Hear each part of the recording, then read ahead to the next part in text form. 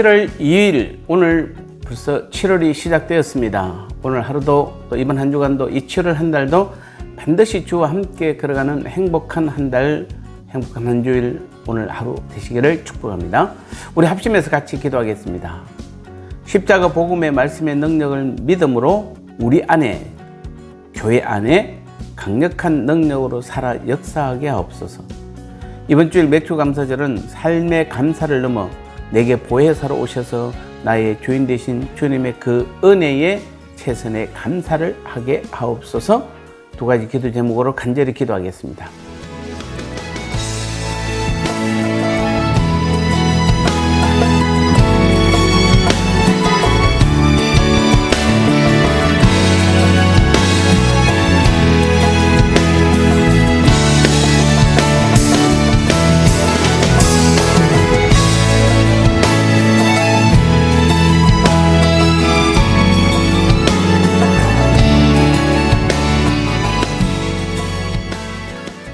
말씀 나누겠습니다. 오늘 제목은 말씀은 반드시 능력으로 역사한다라는 제목입니다. 데살로니가 전서 2장 13절 말씀에 이러므로 우리가 하나님께 끊임없이 감사함은 너희가 우리에게 들은 바 하나님의 말씀을 받을 때에 사람의 말로 받지 아니하고 하나님의 말씀으로 받음이니 진실로 그라도다.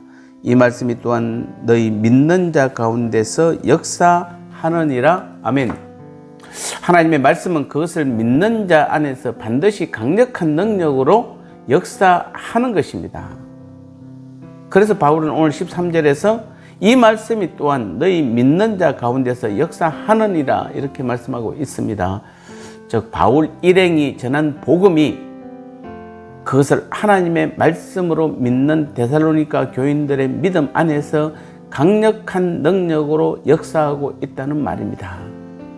하나님의 말씀이 데살로니가 교인들의 믿음 안에서 일으킨 그 능력의 역사는 단순한 이론이 아니라 실제적으로 체험되는 놀라운 것들이었습니다. 그것은 꼭 그들로 하여금 우상을 버리고 하나님께로 돌아오게 하였으며 사시고 참되신 하나님을 섬기는 일에 헌신하게 하였으며 또한 주님의 재림에 대한 소망을 가지게 하였던 것입니다. 이처럼 하나님의 말씀은 여전히 믿는 자 안에서 강력한 능력으로 역사를 일으키십니다. 참으로 하나님 말씀은 살아 역사하십니다. 그것은 역사를 이끌어가며 사람을 변화시키며 이 온 우주 만물을 보존합니다. 또한 그것은 아주 실제적이어서 때로는 병든 자를 고치며 억눌린 자를 해방하며 지친 자를 강건케 하십니다. 비록 사람의 마음이 바위처럼 완고하다 할지라도 하나님의 말씀은 그것을 능히 깨뜨릴 수 있는 강한 망치가 되는 것입니다. 또한 하나님의 말씀은 언제든지 능력으로 일하며 헛되이 돌아오는 법이 없습니다. 요한복음 1장 1절은 이러한 하나님의 말씀이 곧 하나님의 자신이라고 증거합니다.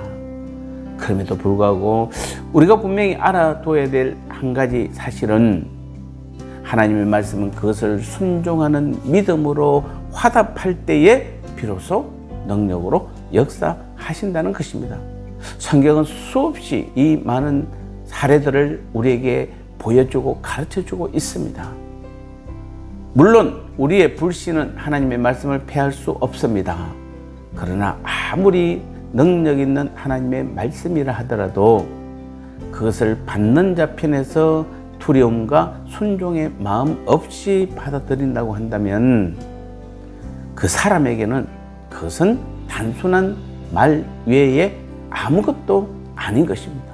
그러나 우리에게는 이 말씀은 살아 역사하는 하나님의 생명의 말씀인 것입니다. 그래서 우리는 하나님의 말씀에 믿음으로 화답할 때에 그것은 우리에게 큰 유익이 되며 능력을 발휘하게 되는 것입니다. 그래서 히브리서 4장 2절은 들은 바 그 말씀이 그들에게 유익하지 못한 것은 듣는 자가 믿음과 결부시키지 아니함이라 이렇게 말씀하고 있습니다. 살아서 운동하는 하나님의 말씀은 바로 그 말씀을 믿는 자의 믿음 안에서만 역사하는 것입니다. 그래서 이사야 53장 1절에서도 우리의 전한 것을 누가 믿었느뇨? 여호와의 팔이 네게 나타났느냐라고 한 이사야의 그 비통한 고백은 하나님의 말씀을 믿지 않으면서 하나님의 능력의 역사를 기대하는 오늘날의 경건하지 못한 우리들을 향한 절규임을 우리는 잊지 말아야 하는 것입니다. 나눔의 시간입니다. 바울이 전한 복음인 하나님의 말씀은 어떤 능력을 나타내고 있었나요? 아무리 능력 있는 하나님의 말씀이라 하더라도 그것을 받는 자 편에서 두려움과 순종의 마음 없이 받아들인다면 어떻게 될까요?